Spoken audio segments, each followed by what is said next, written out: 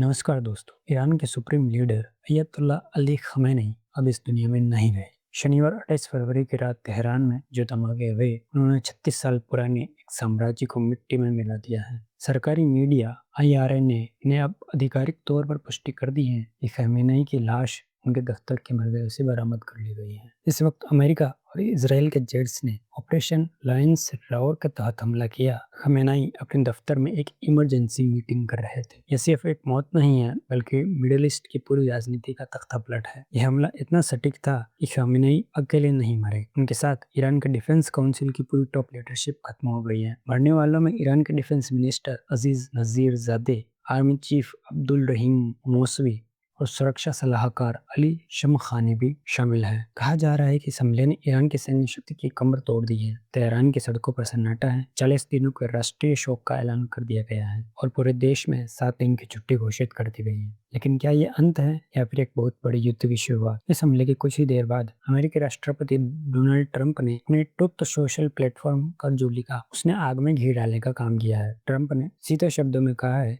इतिहास के सबसे कुल व्यक्तियों में से एक खमेनी की मृत्यु हो गई है। यह न केवल ईरान की जनता के लिए न्याय है, बल्कि सभी महान अमेरिकियों और दुनिया भर के उनके अनेक देशों के लोगों के लिए भी न्याय है, जिन्हें खमेनी और उसके खूनी गिरोह ने मार डाला या शक्ति क्षत कर दिया। और इसराइल के साथ मिलकर काम करते हुए हमारे खुफिया एजेंसियों और आधुनिक निगरानी प्रणालियों से वहां बच नहीं सका। वह और उसके साथ ही मारे गए अन्य नेता कुछ भी नहीं कर सके। यह ईरानी जनता के लिए अपने देश को वापस पाने का सबसे बड़ा अवसर है। लेकिन ट्रंप यहीं नहीं रुके। उन्होंने ईरानी सेना यानी IRGC को एक खुला ऑफर दिया है। ट्रंप ने लिखा है कि हमें सुनने में आया है कि उनके कई IRGC सैन्य और अन्य सुरक्षा एवं पुलिस बल अब लड़ना नहीं चाहते हैं और हमसे छूट चाहते हैं। जैसा कि मैंने कल रात कहा था, अभी तो उन्हें छूट मिल सकती है, बाद में उन्हें केवल मौत ही मिलेगी। आशा है कि IRGC और पुलिस शांतिपूर्वक ईरानी देशभक्तों के साथ समझौता कर लेंगी और देश को उसका गौरव दिलाने के लिए एक इकाई के रूप में मिलकर काम करेंगी। वह प्रक्रिया जल्दी शुरू हो जानी चाहिए, क्योंकि खमेनी की मृत्यु के साथ साथ पूरा देश मात्र एक ही दिन में पूरी तरह से तबाह और लगभग मिट चुका है। हालांकि भारी और सटीक बम्बाई पूरे सत्ता या मध्य पूर्व